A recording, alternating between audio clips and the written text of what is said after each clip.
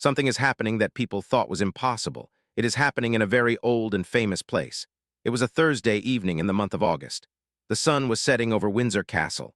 Inside a quiet, private room, the king sat down. He was sitting in front of a folder that was the color of cream. There were only 4 words printed on the front of it. Before he even got to the bottom of the first page, he read something shocking. He read about the end of his own wife's royal life. Prince William and Catherine were the ones who put that folder there. They had a special plan inside it. They had written down one very important rule. This rule says that when King Charles dies, the group of people who help his wife must leave too. Her royal office will end at the same time his time as king ends. There will be no second group of helpers built around Camilla. She will not get to keep her staff or her offices. She will not have a team to talk to the news. She cannot assume that her home, Clarence House, will stay a royal headquarters with her name on it.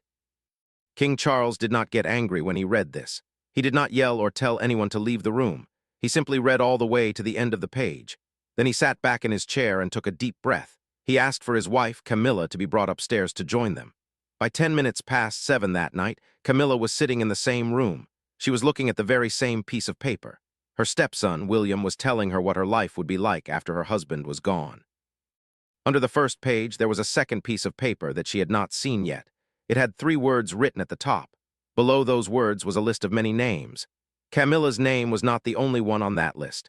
This second page is the reason why this is not just a normal family fight. It is much bigger than that. I am keeping that page a secret for just a little while. If I showed it to you now, you might not understand why it matters so much. If you want to know everything, you have to listen to the end. You need to hear the names and the words Catherine said to the king. She said something that changed the way the royal family works forever. My name is Harold. For 2 weeks I have been allowed to see the papers in that cream folder. I am going to tell you the story exactly the way I read it. By the time I am finished, you will know everything about that evening. You will know the exact minute the king walked in at 25 past 6. You will know that at 31 minutes past 6, he finally understood what the papers meant. And you will know that at 10 minutes past 7, Camilla walked into the hardest hour of her life. Let us start where the king started. Charles walked into that room with no idea what was about to happen. It was Thursday, August 13, 2026, at Windsor Castle. In his diary, the meeting was just called a talk about future plans. Before we go on, I want to tell you that I share even more secrets in a weekly letter. More than 10,000 people read it at my website. It is a great way to stay informed about the royal family. Now, let us get back to the story. People who work in the palace know what future plans usually means. It usually means talking about schedules or who will work in which office when someone retires. It is the kind of boring paperwork you sign quickly. Charles expected a simple talk about business. Instead, he found his son and daughter-in-law waiting for him. The cream folder was sitting on a low table between them. It did not have a royal seal. It just had those 4 words, the next reign household. Charles sat down and looked at William and Catherine. He waited for one of them to open the folder. William did not touch it. Catherine was the one who reached out. Everyone who told me about this night remembers that moment. Catherine opened the folder and turned it so the king could read it. This showed the king that this was not just William's idea. It was a plan they made together. Charles read the first page in total silence. The page did not say that Camilla would lose her title. It did not say she had to go away forever. It did not say anything bad about her marriage. In fact, it did not even use her name. The words were very cold and professional. Sometimes, cold words are harder to argue with than angry ones. The paper said there should be only one king or queen and only one team of helpers. It said there should only be one center of power when the next king starts his rule. If you read it like an office worker, it sounds like simple cleaning up. But if you are a 77-year-old man who was told he had cancer in 2024, it feels much heavier. Charles understood what it meant before he even finished the page. If he dies before his wife, there will be no royal office for his widow. No big team will pass to her. No news office will answer to her. She will not have permanent staff just because they worked for her before. Clarence House will not be her official headquarters anymore. Camilla will still be part of the family. She will keep her legal status, but she will not keep the big machine that runs her royal life. To understand this, you have to know what a royal household really is. It is not a building made of bricks. It is the team of people who work for a royal person. These are the secretaries who decide what is in the daily calendar. They are the news officers who talk to the reporters. They are the people who provide a car and an office. If you have a household, you are an official worker for the monarchy. If you do not have one, you are just a private person with a famous name. You have to ask someone else for help if you want to get things done. Camilla has had her own team for 20 years. William put a paper in front of his father saying she can only have that team as long as Charles is alive, not one day longer. This was the news Charles never expected to hear from his own son. Many people think they know why William did this. They think it is about his mother, Diana. They think it is a son finally getting even with his stepmother. But that is the wrong story. This actually started 3 days earlier at Catherine's home. She was reading a report about how royal transitions happened in the past. She wanted to be ready for her future job. Most of the report was very normal. It talked about offices moving and how to handle funerals. But then she reached the year 1952. In February 1952, King George VI died. His daughter became Queen Elizabeth II. His widow became the Queen Mother. She moved into Clarence House and stayed there for 50 years until she died in 2002. For half a century, she had her own staff, her own calendar, and her own team of helpers while her daughter was the Queen. Catherine read that part twice. She noticed a small note in the margin that said Queen Mother Precedent. In a place like the palace, a precedent is like an instruction. It means this is how we do things because we did them this way before. Catherine asked what this would mean for Camilla. The workers gave her a very calm answer. They said a surviving wife of a king could keep her public work, her team of helpers, and her staff. Catherine listened carefully. Then she asked the question that made everyone uncomfortable. She asked, "Will Camilla have her own team of helpers?" The room went very quiet. That silence was the answer. Catherine realized the problem was not about charity work. It was about how the monarchy is built. If you give someone their own team, you are giving them advisors who take orders only from them. You are giving them a calendar that competes with the king's calendar. You are giving them a news office that might say things the king does not like. It creates a second center of power right next to a new king who has only just started his job. The 1952 model had one thing that was very different. The Queen Mother was the mother of the new queen. They had a very close bond. A daughter became queen and her mother kept her staff. Nobody had to fight about it because they were family. But Camilla is William's stepmother. Catherine will be the queen. This is a different relationship with a different history. There have been many difficult years between them. Catherine asked her husband a very big question. She asked if they were planning for their own future or just following old rules made for a different family a long time ago. At first, William did not want to change anything. He was worried about how it would look to the public. He thought half the country would say he was being mean. He thought his mother's name, Diana, would be in every newspaper for a month. He thought people would say Catherine was pushing another queen off the stage. William has spent 29 years trying to avoid that kind of drama. His mother died when he was only 15 years old. He had to walk behind her coffin while millions of people watched him. He had to keep his face very still because that was what the palace told him to do. A man who went through that does not go looking for a fight with his father's wife. He would usually rather just ignore the problem than have a war in the newspapers. William sat in his house and told Catherine why this plan was a bad idea. He told her how much it would cost them in bad news. But then Catherine said something he did not expect. She said, "If the rule looks like it is only for Camilla, then make it apply to me too." William looked at her in surprise. She really meant it. She had thought about it a lot. She told him that if William dies first and their son George becomes king, she does not want a second court built around her. She does not want a separate team of helpers standing next to her son's rule. She does not want an independent office just because people like her. She will stay as George's mother. She will keep her dignity and her charities, but the power and the team will belong only to George. This changed the whole conversation. Now, the rule was not a punishment for one person. Catherine had taken away the chance for anyone to attack them. I have seen the papers that show this is true. William did not answer her right away. The room became very quiet. The silence was no longer about Camilla. It was about a future where William might be gone at a young age. It was about their son being king while his mother was written out of the official power structure by her own choice. William started reading the report more carefully. He saw that the problem was bigger than just one person. In the royal family, things usually happen based on convention. That is a fancy word for doing whatever happened last time. When a king dies, staff usually just stay in their jobs or move to a new spot. This is how the palace stays steady during a sad time, but Catherine saw the danger. She said that if you do not say where the old rule stops, people start to feel like they are entitled to power forever. Her idea was very clean and simple. A surviving wife keeps the personal things like her title and her family spot, but the official power does not travel with her. If the new king wants her to work, he has to ask her in writing. It is not automatic. It does not happen just because an office has been there for 18 years. You can see how this idea started to change William's mind. He stopped worrying about the news and started thinking about how it would work. He thought about the news staff and the secretaries. He thought about which charities were personal and which belonged to the crown. He realized that if they waited until someone died to talk about this, it would be too late. Promises made at funerals are very hard to change later. Catherine made a big sacrifice to make this work. She promised she would not ask for her own news team just because the country loves her.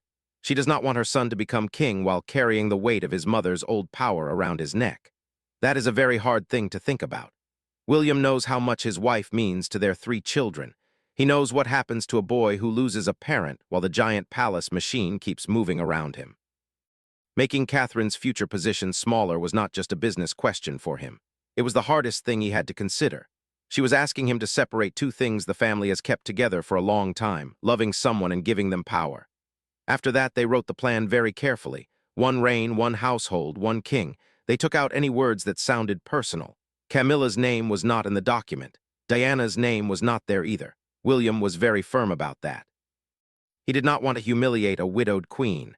The rule had to be strong enough to change the system, but fair enough to show it was not just about one woman. Then, someone in the room mentioned Clarence's house. The mood changed again. A house can be a home, but it can also be a base for work. The difference is who goes there every day. If a former queen has staff reporting to her and charities meeting at her house, she is still acting like a royal leader. Her public identity can live on in a building like that for 30 years. People in Britain will still see it as a royal office because it looks like one. Charles has known Clarence's house as his grandmother's home since he was a little boy. He ran his own office from there for 20 years. Lately, he and Camilla have lived there instead of moving into Buckingham Palace because the palace is being fixed. It is where they live and where they work. William did not say anything when the house was mentioned. Catherine watched him closely. The advisors waited. That was the moment William knew he had to talk to his father face to face. He could not just let the staff handle it. He sent a note to the king's diary for a meeting at Windsor on Thursday evening. Charles did not know what was coming. William wanted it that way. He wanted his father to read the idea before anyone else could try to explain it. By the time the folder was ready, a simple note had become a rule that could change every future king's reign. One thing was still not settled: Clarence's house. And Charles was the first one to ask about it. It was 6:25 at Windsor when the king reached the bottom of the first page. He looked up very slowly. William was sitting across from him with his hands folded. Catherine had the folder open. She held her hand flat on the second page to keep it still. Charles was not angry, he was just confused. He felt like a man who had read a sentence but thought he must have made a mistake. He asked, "Is this about Camilla?" William answered very carefully. He said, "It affects Camilla." Charles looked him in the eye and said, "That is the same thing." But Catherine spoke before William could say another word. She said, "No, it is not." This really surprised Charles. His daughter-in-law never argued with him like that. She was very firm. Charles went back to reading the page. It said a new reign starts with 1 king and 1 team of helpers. A surviving wife keeps her dignity and her place in the family, but she does not automatically keep an office or a staff. A consort is just the husband or wife of a king or queen. They have no real power of their own. Everything they have comes from the person wearing the crown. When the crown moves to a new person, the consort is left with nothing until the new king decides what happens next. Charles stopped at 1 line. Then he asked the question William knew was coming. He asked about Clarence's house. No one answered right away. That silence felt like it lasted for 50 years. Clarence's house is very special to Charles. The Queen Mother lived there for a very long time. He grew up seeing his grandmother as a powerful force in London with her own team. He watched a widow stay important for half a century without ever being a threat to the Queen. Now his son was telling him that this way of doing things was over. William looked at his father and said, "Nothing is automatic." Charles did not move. He realized that the house, the office, the staff, and the royal role were all being taken away one by one. He always knew William would build his own team. Every king does that. But in 50 years of thinking about being king, Charles never thought that his wife's royal structure would end when his own reign ended. He leaned back in his chair. Then the conversation became about feelings instead of rules. Charles asked, "What if I am not here to protect her?" That question changed everything. He was no longer just a king. He was a 77-year-old husband with cancer thinking about the world after he dies. William's face became soft, but his answer stayed firm. He said, "She will not need protection from us." Charles asked him what he called this plan if it wasn't a lack of protection. William took a moment and then said one word, "A boundary." There was silence after that. It was a very sad and difficult hour for the king. He waited longer than anyone else in history to become king. He finally got the crown at age 73. Then only 17 months later, the world found out he had cancer. Now he was being asked to imagine the day he is gone and his wife is left alone in a monarchy that does not belong to her anymore. He turned to Catherine. He had been talking mostly to his son. He thought Catherine would be the one to make things easier and more gentle. He thought she would stay out of the hard parts, but she moved the argument to a place he was not ready for. She said again, "It applies to me too." Charles stared at her. This did not fit the story he was telling himself. Catherine explained it simply. If William dies and George becomes king, she will follow the same rule. She will not have a separate court just because she was once the queen. She will not keep her husband's staff. She will not have an official voice next to her son's throne. Charles listened to her without saying a word. This made the document impossible to ignore. It was not a rule just for Camilla anymore because Catherine had put her own name on it. Then Catherine said something that stopped everyone. She said, "My son should never have to inherit my power along with his father's crown." Charles looked down at the folder and said nothing. He did not explode with anger. He did not refuse. He just sat there. William did not try to fill the silence. He was very disciplined. Charles could be sad about the rule, and he could worry about his wife. But he could no longer say the rule was unfair. The woman sitting across from him had given away her own future power before he even walked into the room. I have told you before about how William acts when he wants to protect people he cares about. He has a very strong instinct to stand between a person and a big machine that might hurt them. Only the building has changed this time. After a while, Charles made one request. He said Camilla should hear this plan directly from them in that room that night. Someone went downstairs to get her. At 10 minutes past 7, the door opened and Camilla walked in. She knew immediately that something was wrong. Charles was sitting back and looking at nothing. William looked very controlled and tight. Catherine was sitting by the open folder. No one was smiling. It was not a normal, happy family evening. Camilla looked at her husband, but he did not say anything. That told her a lot. William stood up and asked her to sit down. He spoke in a very formal way. He told her that he and Catherine had decided how their team would work in the future. He said there would be only one king and one main team of helpers. Other family members would still be active and respected, but no second court would carry on automatically. Camilla understood very quickly. She asked if he meant her team. William corrected her quietly and said he meant the king's team. He wanted her to know this was not just a family fight she had lost. She looked at Catherine and then back at William. She asked if she would still be royal. Catherine was the first to answer. She said, "You remain family." Camilla looked her in the eye and said, "But not royal." Catherine did not move. She said that was not what they were saying. William stepped in before things got worse. He said her legal status would not go away. She would keep her charities and go to family events. She would be invited to public things by the king, but it would be a real invitation, not an automatic right. Camilla listened as he explained the details. This is where the plan felt very cold. The staff would answer to the new king. The news would go through the new office. The houses would be reviewed. No one was taking anything away right then, but no one was promising anything for the future either. It was the lack of a promise that was the hardest part. Camilla turned to her husband and said, "The moment you are gone, I disappear." Charles looked at William. William said, "No." He told her that losing automatic power is not the same as disappearing. A former queen can still be part of the country without running her own office. Then he said something very strong. "Family is not the same as government." Camilla went very still. It was a very hard hour for a woman who is 79 years old. Everything she has built since 2005 depends on that royal machine. It is the team that helped turn her from an unpopular person into a queen that the country accepted. The document does not take her work away, but it refuses to guarantee that the system will stay there for her after her husband is gone. She looked at Catherine again. There was no joy in Catherine's face. She knew how much this cost because she had signed the same paper. She told Camilla that she would not ask her son George to keep a separate office for his mother one day. Camilla's face changed. Her resistance started to fade. That mattered more than any of William's arguments. Charles was watching his wife. William was watching his father. Catherine kept her eyes on Camilla. She did not try to make it sound softer than it was. Camilla stopped asking what she would lose and started asking about the rule itself. She asked if it was only for widows of kings. She asked if a future king could change it. These were very smart questions. William showed her the second page of the folder.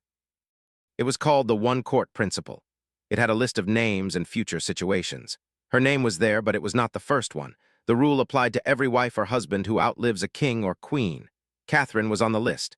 The person George will marry one day was on the list too, even though they haven't met yet. Even Princess Charlotte was covered for the day she might become queen. This was not a plan for just one person, it was a rule for the future of the whole monarchy. A reign ends, and the official household ends with it. The next king can invite a former queen to help, but it has to be a new choice. Camilla read that second page very slowly. She saw that she was not being singled out. The rule was built to last longer than anyone in that room. Charles saw it too. He stopped thinking only as a husband and started thinking as a king. He saw a rule that would still be working when George is an old man. William had already talked to his aunt, Princess Anne, about this idea. Anne has seen how the palace works for 50 years. She has never caused a problem for the family. William asked her if ending the Queen Mother model would make the monarchy weaker. She gave a very short answer. She said it was a different time and a different family. She agreed with the rule. She did not make it about Camilla. She made it about the crown. She said the next king must be allowed to be the king. This gave William a lot of confidence. He told his father that the rule is not there to erase anyone's history. It is there to stop history from being an automatic order. The old model worked for the Queen Mother, but that does not mean every queen after her has to do the same thing. Charles looked at the names on the page again. He was thinking about the future when he is gone. Camilla had one more sharp question. She asked if a future king could just reverse the rule. William's answer was the most important part of the whole plan. He said a king can always decide how his own team works. That is the whole point. The rule is meant to show that no old team has an automatic claim on a new king. This does not make it easier. It means a son will have to make a choice while he is sad about losing his father. Camilla can stay important if a future king chooses to include her, but not just because it happened before. Charles closed the folder and held his hand on it for a few seconds. No one said anything. Then the meeting ended. Camilla stood up and Catherine followed. They were very polite. No one slammed any doors, but something very permanent had been put on paper. William thought the night was over, but Charles asked him to stay behind. The two women went out and the door closed. Father and son were alone. Charles stopped asking about his wife and started asking about Catherine. He asked William if he had really thought about what this rule would do to his own wife one day. William said he thinks about it every day. Charles had spent the night worrying about Camilla, but now he was making William think about his own future. He asked William to imagine a world where he dies early and George becomes king before anyone is ready. He asked him to imagine Catherine, who is loved by everyone, suddenly having no official power in the institution she helped build. He asked if William could really see that happening without feeling bitter. William looked at the door Catherine had walked through. He told his father that he could not imagine it, but Catherine could. He said she was the one who decided to do this. Charles had no answer for that. Catherine did not support the rule because it was easy. She supported it because she believes the next king should be free. Even if that king is her own son, she does not want to be a second center of power just because she is popular. The next morning, William and Catherine looked at the final words one more time. The language was very simple. There was no mention of Diana, no mean words about Charles, and nothing aimed at Camilla. They had someone who does not like them read it to make sure it did not look like revenge. It was just one principle. The next reign starts with one king and one team. William signed it first. Then he showed it to Catherine. She read it again and signed her name next to his. They did not celebrate. They had both signed a paper about a future loss that one of them will have to live through. For 70 years, people thought a widowed queen would always stay a major figure with a huge staff. That was the old way. Now, things are different. Camilla will always be Charles's widow and part of the family. She will keep her charities and go where the king asks her to go. William will likely include her often because he is not a cruel person, but she will not bring the structure of the old reign into the new one. Catherine has chosen the same future. Being popular will not change the rule for her. 25 years of service will not buy her a second court. This plan has not been told to the public yet. People have forgotten that something like this happened before. In 2022, Queen Elizabeth said she wanted Camilla to be known as the Queen Consort. That message was very important because it came from a person no one wanted to argue with. It was a queen deciding things for the next reign. But William and Catherine's new plan says that the old reign does not get to decide for the next one. This applies to old notes from 1952 and messages from 2022.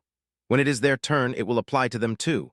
That is the only way they can say it is fair. The country has not seen that cream folder. For 20 years, everyone worked to make Camilla a permanent part of the royal family. That work was done in public. But the plan to change it took only 1 hour on a Thursday night. Charles thought he was just signing some staff papers. Instead, he saw what the monarchy will look like after he is gone. The silence in that room was very powerful.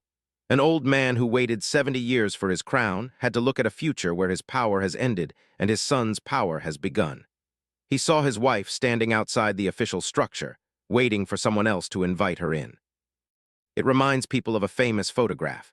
It shows two young boys walking behind their mother's coffin in 1997. Most people look at the boys, but you should look at what was around them. Diana had already lost her royal title after her divorce. She kept her home and her charities, but the giant palace machine went back to the royal family. She had 13 months as the most famous woman in the world without any official institution to help her. The people in charge did not learn any lessons from that. They did not make any new rules then. But now her son has written the rule. He has written it so it applies to his own wife and his son's wife and women who haven't even been born yet. This is the only way the rule can survive in the eyes of the public. If you want to know more, I write about these things every week. You can join many others who read my letters online. I hope to see you there.